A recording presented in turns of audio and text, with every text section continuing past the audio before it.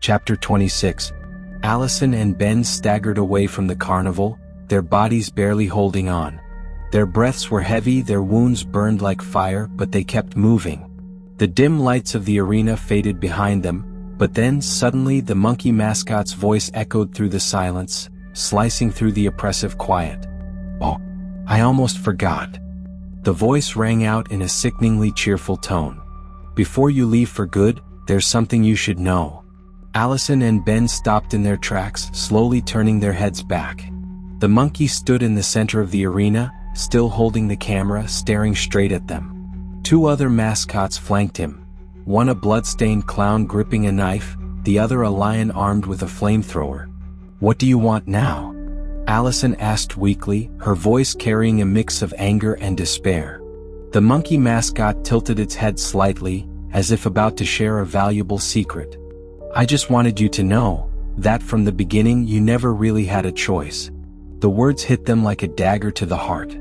Allison and Ben exchanged glances, their eyes filled with confusion and a fresh wave of fear. "What do you mean?" Ben asked, his voice barely above a whisper. The monkey laughed, a sound sharper, more grating than before. "Oh, did you really think this was all a coincidence? That you ended up here by accident? How sad. You were marked from the very start. Every step you took, every decision you made led you here. Even that party invitation was a lie." Allison swallowed hard, her body growing colder. "Marked by who?" The monkey mascot shook its head slowly, like a parent scolding a naive child.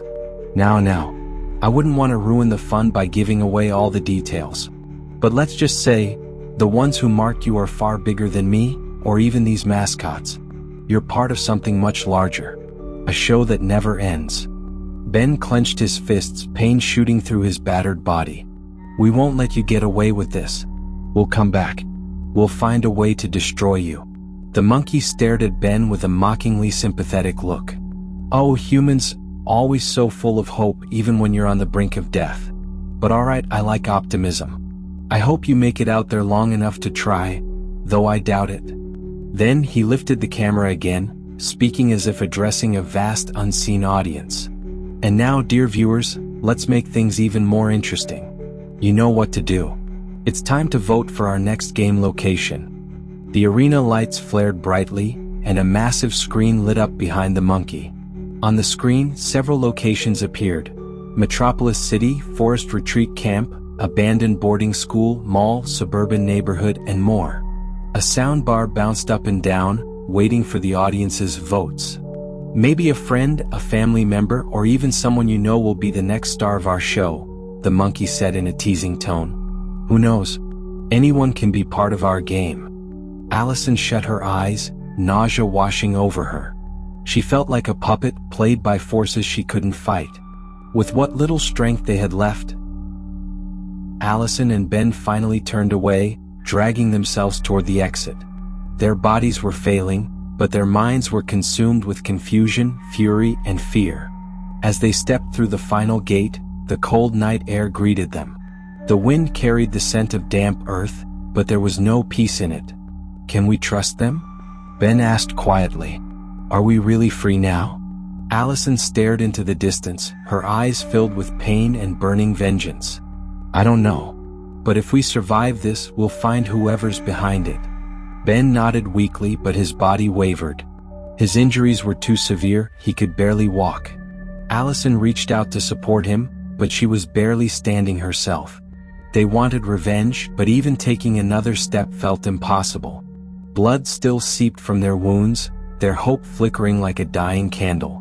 Behind them, the monkey's sickening laughter still echoed, like a shadow that refused to disappear. That night was eerily silent. Only the wind whispered through the trees, and the only sounds were Allison and Ben's ragged breaths. They collapsed onto the cold ground, their bodies drained of strength. Even though they had escaped the arena, reality was undeniable. They couldn't go much further. Allison sat with her back against an old tree trunk in the forest. The pale moonlight cast dark shadows under her tired eyes, her face ghostly white from blood loss. Every breath was a battle, every inhale a struggle. Her trembling fingers pressed against the wound in her stomach, blood still pouring out, soaking her torn clothes. The pain in her shoulder burned just as fiercely. Ben lay beside her, sprawled on the ground, his body barely moving. The gashes on his legs and abdomen were so deep that he could hardly feel anything anymore. His once determined eyes were now dull, empty. The steady loss of blood was draining away any remaining hope. "Allison?" Ben's voice was hoarse like a whisper trapped in his throat. She turned to him, concern filling her exhausted face. "Ben, can you hear me? Hold on. Our car isn't far." Ben gave a faint nod, but no words came. He tried to lift his hand toward Allison, but his strength was nearly gone. Allison took his hand, gripping it tightly. She knew how critical this moment was. We just have to hang on a little longer," she whispered, voice strained with desperation. "We'll reach the car. I can get us to a hospital." But deep down, she wasn't sure she believed her own words. They had run so far, yet there was no more strength left to run again. They had escaped that blood-soaked carnival, but the world still felt like it was closing in. No car, no help, nothing but the suffocating night. Time crawled by, every second stretching endlessly. The night grew colder and Allison began to shiver, not just from exhaustion but from a deep, bone-chilling cold. Her eyelids grew heavy, her body slipping into an unavoidable fatigue. She knew that if she fell asleep, she might never wake up again. But then Ben's breathing caught her attention. It was growing more labored, more shallow. "Ben, you can't sleep, okay?" she pleaded weakly. He made a low noise as if trying to respond, but his strength was failing. He lifted his hand again, this time gripping hers with more urgency, trying to hold on, even as everything slipped away. "Allison?" His voice broke, barely a whisper in the wind. "We failed?" Allison froze for a moment, her heart jolted by those words. She wanted to respond, to say that they had survived, that it was all over. But her own body refused to accept the hopeful words she wished to speak. The truth was, they were already at the edge of the abyss, with the way out growing farther and more impossible to see. Several times, Allison tried to move her body, but every motion felt like slicing through her own flesh. The blood seeping from her wounds drained her strength, chipping away at her hope. Beside her, Ben lay still, unable to move, staring blankly at the dark sky above. "I don't want to die like this," Allison whispered, her voice barely audible, almost like an unspoken prayer. "Not after defeating them and becoming the winners." Her grip on Ben's hand loosened, and her body began to slump, growing weaker.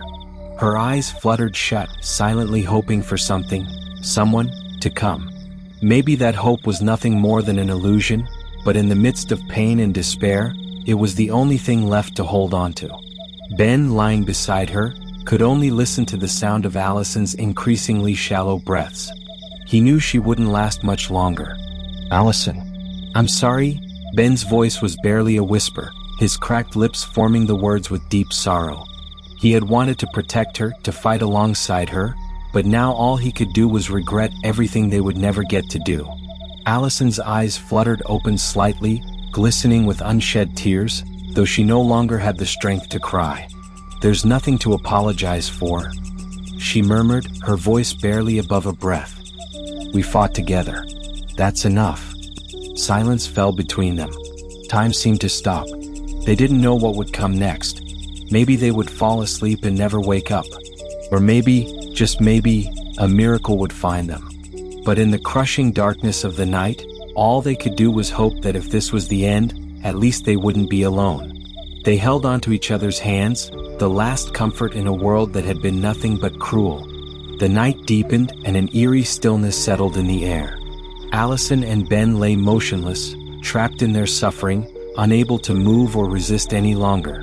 The scent of blood from their wounds thickened in the cold night, drawing out unseen predators lurking in the shadows. The wind howled through the dense forest, rustling the leaves in a haunting melody. Unbeknownst to them, the increasing scent of blood signaled the arrival of something far more terrifying than they could have ever imagined. From a distance, the sound of numerous footsteps approached, quick, urgent steps mixed with the growls of wild beasts. Both of them instinctively held their breath, straining their eyes toward the source of the noise. The moment they heard the howling, they knew what was coming: a pack of wolves. It seemed the scent of blood from their wounds had drawn the predators in. Within seconds, the wolves emerged, their eyes glowing with hunger. The pack moved with precise coordination, surrounding them in a calculated formation. Low growls filled the air, and their breath steamed in the cold. "Allison, go," Ben whispered, "and leave you to be torn apart alive?" Allison shook her head firmly. "No, I'm not leaving you." Her body trembled, not just from the pain of her injuries but from sheer terror as she stared at the encroaching wolves. "All we fought for will be in vain. At least you can still make it back." "I'm not leaving you." Allison cut him off, her voice resolute. "Besides, I'm too exhausted to move anyway." The wolves, sensing their prey's helplessness, grew even more feral. They knew there would be no resistance to this hunt. One of the wolves snarled and lunged, aiming straight for them. But before it could land its attack, something moved, swift as a shadow. A blur of motion sliced through the air, and in an instant, the wolf was cleaved in two. It collapsed lifeless. The rest of the pack didn't immediately attack.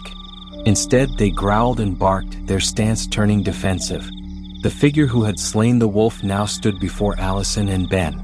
It was a man clad entirely in black, wearing the head of a black bird as a mask. His glowing red eyes burned through the darkness. In his right hand he held a sword, the same blade that had just felled the wolf. Allison and Ben turned toward him, stunned. The man took slow, deliberate steps forward. "You two are dying," he spoke, his voice a harsh rasp, like metal scraping against itself. "Even in this state, you still rejected the offer. That was beyond foolish. It was a death wish."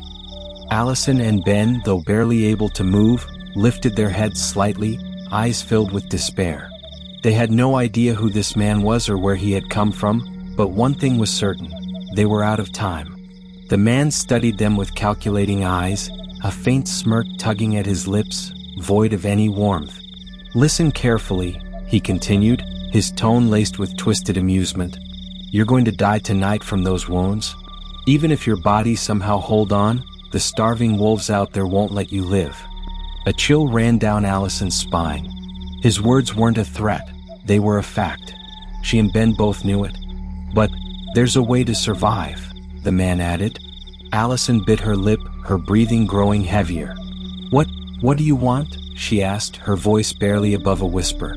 The man lifted his sword, pointing it toward the wolves circling in the distance, creeping closer with anticipation. "Join us," he said. "Join the mascots. You'll be healed.